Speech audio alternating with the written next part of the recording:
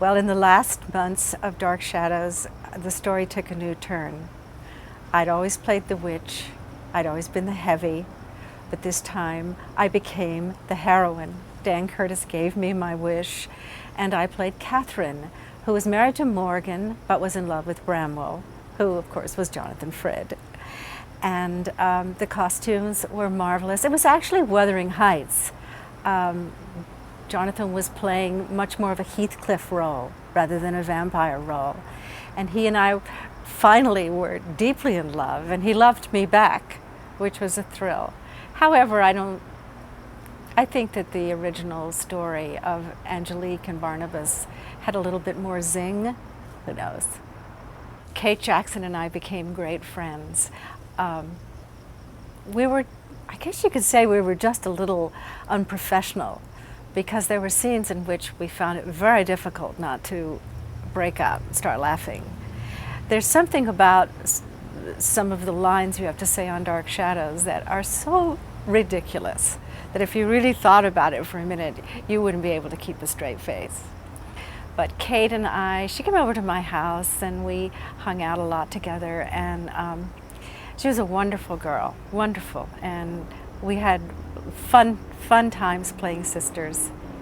Most of the actors on Dark Shadows were actually stage actors, and I think that was responsible for the larger-than-life feeling that the show had.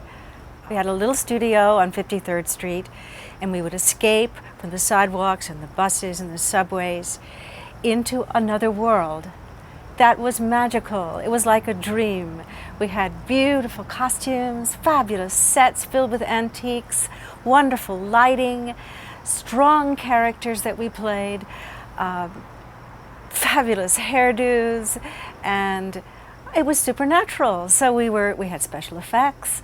We were able to cast spells, die and be born again, hang, die, as I said, be stabbed, be hit over the head, be buried alive, appear and disappear, set rooms on fire, play several characters. Sometimes some of us had 4 or 5 different characters we played. We were like a little repertory company, a little horror repertory company. And we really had a wonderful time. It was like doing a play all the time. It was very hard to see Dark Shadows come to an end after 5 years. It had become my life. And going to the studio, dressing up in the costumes and the hairstyles that Angelique wore, it was really a thrill. And it was sad. The last days were very, very sad.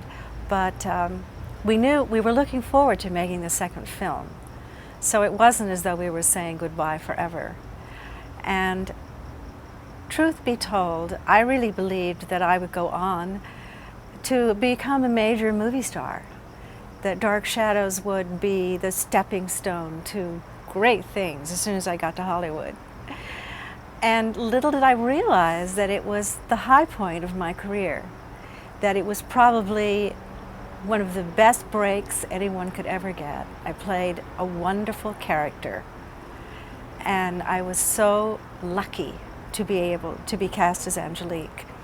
And 30 years later, I became a novelist and began to write stories about that mesmerizing TV show that so enthralled the fans with its mystery and its romance and its sense of adventure and suspense.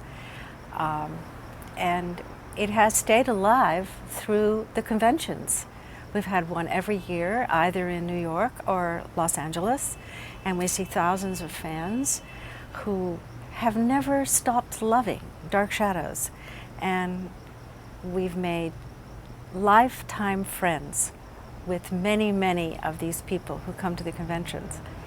And so Dark Shadows still plays all over the world. So it's really never died. It's never left my life.